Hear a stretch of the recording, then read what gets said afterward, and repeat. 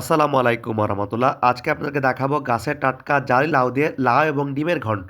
আলহামদুলিল্লাহ, এর আগেও আমরা লাউটা কেটে নিয়েছি এখান থেকে এবং পুকুরে মাছ দিয়ে আপনাদের সেই লাউ এবং মাছের ভিডিও দেখাইছি। আমাদের এই লাউ শাকের মাছ থেকে লাউ শাক দিয়ে কই মাছ এবং লাউ শাকের পাতা ভর্তার ভিডিও সেটা আপনাদেরকে দেখাইছি।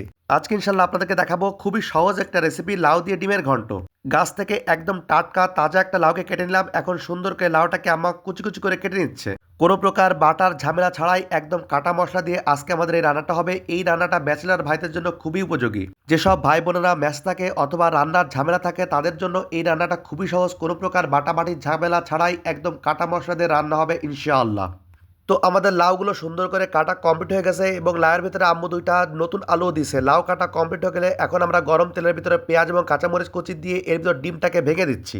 একদম দেশি মুরগির ডিম, আমাদের বাড়িরই খামারে নিজেদের পালা মুরগির ডিম। আমরা ডিমটাকে দিয়ে সুন্দর করে এখন এটাকে ঘুটে নিচ্ছি। ডিমটা একবারে ঝুরঝুরি করে ভাজা হয়ে গেলে আমরা অন্য একটা পাত্রে ডিমটাকে উঠিয়ে নিয়ে ওই কড়াইতেই আবার সয়াবিন তেল দিয়ে দিব। তেলটা গরম হয়ে গেলে তার ভিতর আবার পেঁয়াজ এবং কাঁচামরিচ কুচি দিয়ে সুন্দর করে হালকা করে ভেজে নিতে হবে। লাল লাল হয়ে গেলে তার ভিতর আমরা লাউ এবং আলুর কুচিটাকে আবার দিয়ে সুন্দর করে নাড়িয়ে নিব।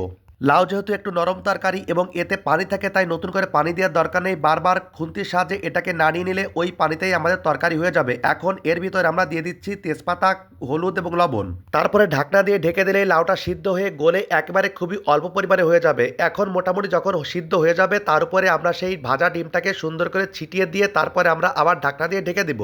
ঢাকনা দিয়ে ঢেকে দেওয়ার পরে তরকারিটা ফুটে উঠলে গরম মশলার গুঁড়া দিয়ে আমরা নামিয়ে নিলেই হয়ে যাবে আমাদের লাউ দিয়ে ডিমের খুবই সুন্দর একদম সুস্বাদু একটি তরকারি।